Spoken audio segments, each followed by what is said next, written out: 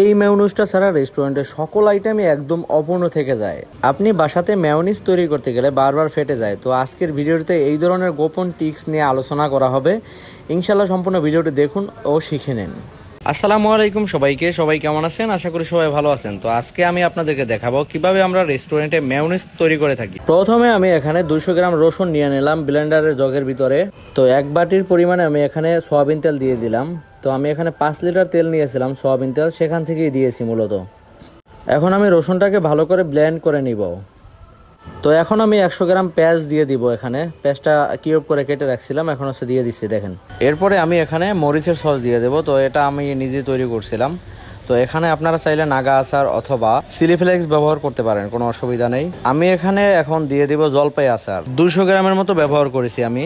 আপনারা আপনাদের পরিমাণ মতো দিতে পারেন, কোনো অসুবিধা নেই। এখন আমি ব্লেন্ড করে নিব। তো ভালো করে ফিনিশিং যাতে হয় সেদিকে খেয়াল রাখতে হবে। দেখতেই পাচ্ছেন আমার এটা কত সুন্দর ফিনিশিং হয়েছে। তো এরকম করে আপনারা আর কি ব্লেন্ডটা করে নেবেন।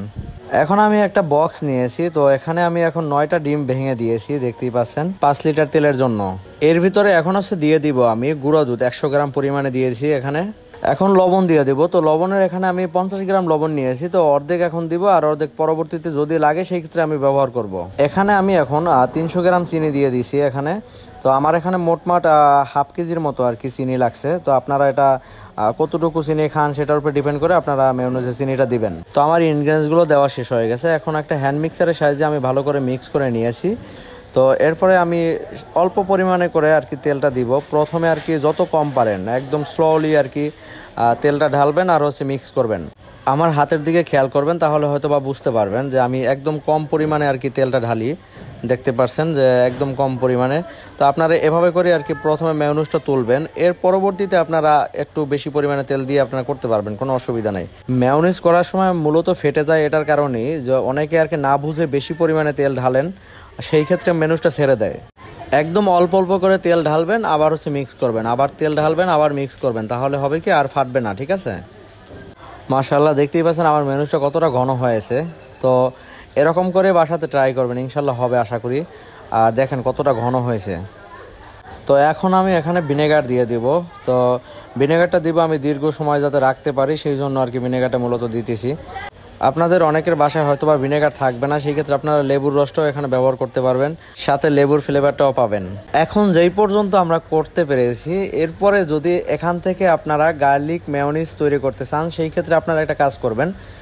গার্লিকটাকে আগে ব্লেন্ড করে নেবেন, ব্লেন্ড করে নিয়ে এরপর হচ্ছে এটার সাথে মিক্স করে দিবেন আর সাথে একটু হোয়াইট পেপার ব্যবহার করবেন, তাহলে হয়ে যাবে। প্রথমে আমি যেগুলোকে ব্লেন্ড করে রাখছিলাম, পেঁয়াজ, রসুন, তারপরে আচার, তারপরে মরিচ, এখন হচ্ছে এগুলোকে এখন দিয়ে দিব।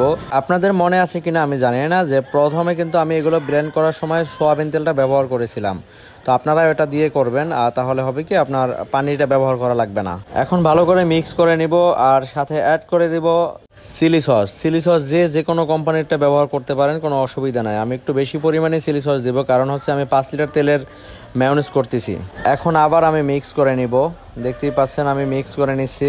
এই মেয়োনিজটা দিয়ে আপনারা বার্গার, স্যান্ডউইচ এগুলো খুব সহজেই তৈরি করতে পারবেন।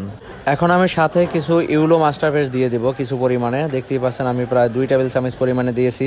এরপরে আরও প্রায় 200 গ্রাম পরিমাণে আমি চিনি অ্যাড করব। আমি প্রথমে বলেছিলাম প্রায় আমি এখানে হাফ কেজির মতো চিনি ব্যবহার করেছিলাম। তো প্রথম স্টেপে আমি হচ্ছে 300 গ্রাম চিনিটা ব্যবহার করছিলাম। এখন হচ্ছে বাকি প্রায় 200 গ্রাম এখানে আমি অ্যাড করে দিব।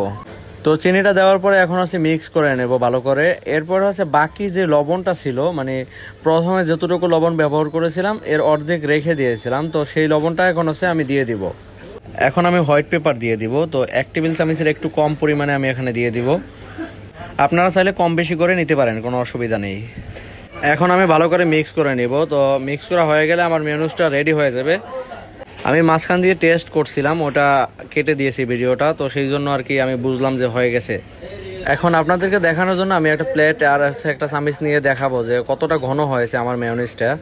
তো এইভাবে করে যদি আপনারা মেয়োনিজ তৈরি করেন সেই ক্ষেত্রে আপনারা বার্গার অথবা স্যান্ডউইচ বা অন্যান্য আইটেমে আপনারা এই মেয়োনিজটি ভালো করে আর কি খেতে পারবেন। অনেক মজাদার একটা মেয়োনিজ, বাসাতে অবশ্যই ট্রাই করে দেখবেন। আর দেখতেই পাচ্ছেন আমার মেয়োনিজটা কত সুন্দর ঘন হয়েছে। তো এইভাবে করে আপনারা তৈরি করেন, তাহলে আপনাদের মেয়োনিজে অরিজিনাল একটা স্বাদ চলে আসবে। তো আমার ভিডিওটি কে কোন জেলা থেকে দেখছেন অবশ্যই কমেন্ট করে জানাবেন। আর আমার ভিডিওগুলো যদি আপনাদের কাছে ভালো লাগে সেই ক্ষেত্রে লাইক কমেন্ট শেয়ার করে আমার পাশে থাকবেন।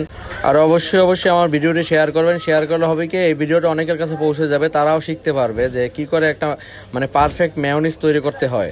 তো আজকের ভিডিওটি এই পর্যন্তই। সবাই ভালো থাকবেন, সুস্থ থাকবেন, আমার জন্য দোয়া করবেন, আমি আপনাদের জন্য দোয়া করি। সবাইকে আসসালামু আলাইকুম।